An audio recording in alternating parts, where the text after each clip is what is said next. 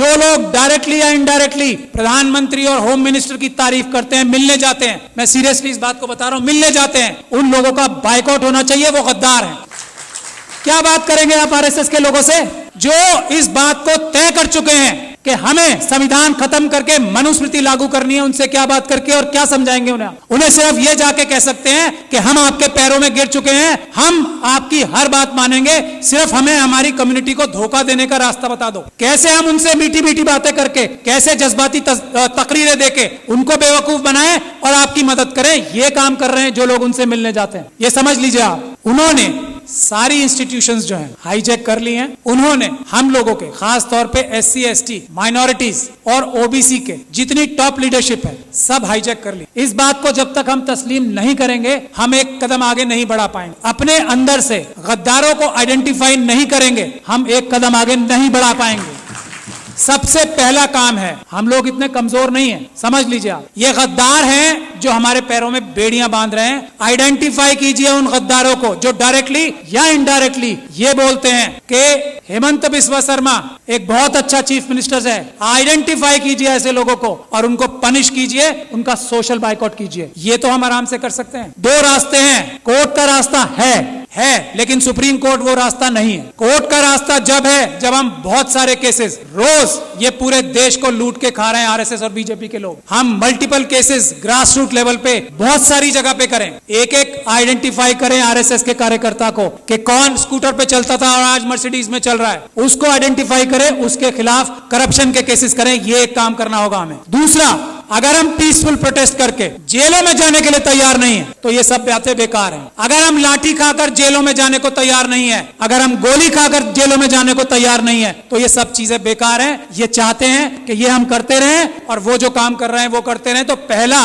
Resolution ये होना चाहिए कि हमें अपने देश को अगर बचाना है, संविधान को अगर बचाना है तो हमें जेल जाने के लिए तैयार रहना पड़ेगा। और जेल जाने वालों में सबसे पहला नंबर लीडरशिप का आना चाहिए, क्योंकि हम लोगों को लोग इज्जत करते हैं ना, हमारी ताकत क्या है। आज मुझे लोग इतना पसंद करते हैं, मैं क्या हूं, एक छोटा सा अदना सा वकील हूं। आज लाखों लोग मुझे सपोर्ट करते हैं, वो मेरी ताकत है। नहीं तो मेरी औकात और हैसियत नहीं है कि मैं चू भी कर जाऊं इन लोगों के सामने। ये समझ लीजिए आप। और ये बात तस्लीम हमारे सारे एमपी एमएलए, बड़ी बड़ी तंजीमों के लीडर्स को करना चाहिए। उनकी अपनी जाती हैसियत और औकात किसी की नहीं है, मैं इस बात को तस्लीम करता हूं। आज अगर हम लोग इतनी जोर से बोल पा रहे हैं तो हमारे पीछे लोगों की ताकत है, उसकी वजह से हमें उन्हें धोखा नहीं देना चाहिए। जो अपने आप को जितना बड़ा लीडर समझता है उसे जेल जाने के लिए, गोली खाने के लिए, लाठी खाने के लिए सबसे पहले तैयार होना चाहिए आज। और जो ऐसा नहीं करता, जो इसके लिए बहानेबाजी करता है, मसलियत बताता है कि ये मसलियतन जो है ना, लफ्ज बोलने वाला गद्दार है। मसलियतन ये नहीं बोलेंगे कि मैं जेल जा रहा हूं, मसलियतन हमें प्रोटेस्ट नहीं करना चाहिए। गद्दार, बेईमान, ये हमें बोलना पड़ेगा खुल के,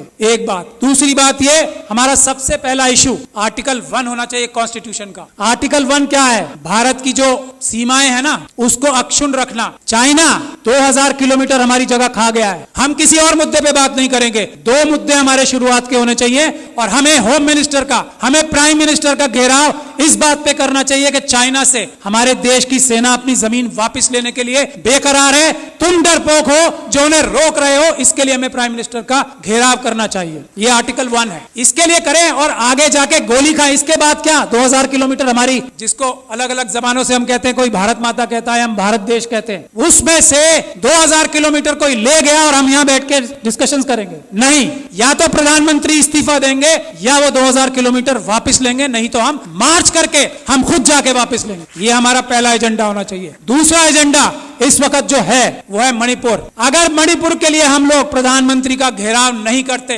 प्रधानमंत्री और होम मिनिस्टर डायरेक्टली इन्वॉल्व है मणिपुर में जो हो रहा है, यहाँ मणिपुर के लोग बैठे हैं, अरामबाई तेंगुल, मेतेई लिपुम, ये दो संगठन है आरएसएस के जिन्होंने ये सारा कारनामा अंजाम दिया है। अमित शाह साहब के साथ मिलके जिन्होंने ये सारा कारनामा अंजाम दिया है, चीफ मिनिस्टर बीरेन सिंह के साथ मिलके मेटिकुलस प्लानिंग से एक एक काम हुआ है। वहां पे कुछ भी स्पॉन्टेनियस नहीं हुआ है। जब तक हम इस बात के लिए कार्रवाई नहीं नहीं करेंगे। और ये जो सुप्रीम कोर्ट में कार्रवाई अभी चल रही है उससे कुछ होने वाला नहीं, कुछ नहीं होने वाला। मैं लॉयर सुप्रीम कोर्ट आपको बता रहा हूं, कुछ नहीं होगा। बात 1-2 महीने में आई गई हो जाएगी। उन लोगों के साथ वहां ज्यादती होगी। आरएसएस और बीजेपी पाकिस्तान और चाइना के साथ मिलकर नॉर्थ ईस्ट और सारे बॉर्डर लाइन एरियाज को कमजोर कर रही है। ये हमारी जिम्मेदारी है। आर्टिकल 1 नंबर 1 बचाना सबसे पहले। मणिपुर के लिए हमें जाना चाहिए डेलीगेशन बना के और सच्चाई सामने लानी चाहिए कि आरएसएस ने, अमित शाह साहब ने और चीफ मिनिस्टर ऑफ मणिपुर ने ये प्लानिंग करके अपने कार्डर्स से कराया है। कोई मैती समाज ने नहीं किया है, उनके कार्डर्स ने किया है। गुड़गांव में और नूह में उनके कार्डर्स ने सब किया है। गुजरात में उनके कार्डर्स ने सब कुछ किया है। और दिल्ली के दंगों में हमने ये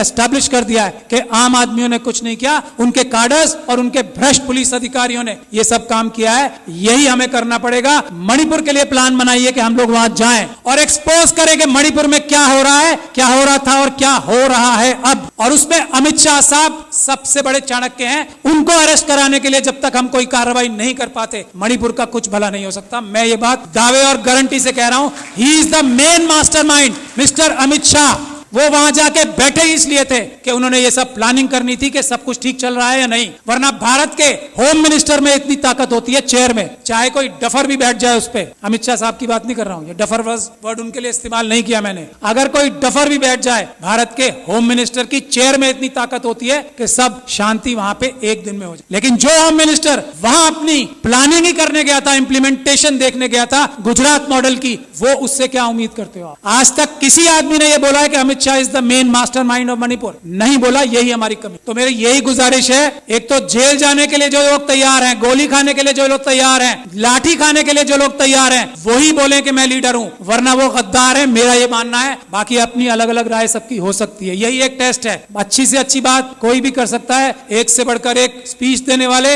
एक से बढ़कर एक भाषण देने वाले हम लोगों में भी हैं और आरएसएस में भी हैं। जबान की वैल्यू आजकल 0 हो गई। सड़क पे आए, गोली खाएं, तब बताएं कि मैं लीडर हूं, वरना मैं गद्दार हूं। ये बात तय है। मैं गोली खाने के लिए तैयार हूं आज इसी वक्त से।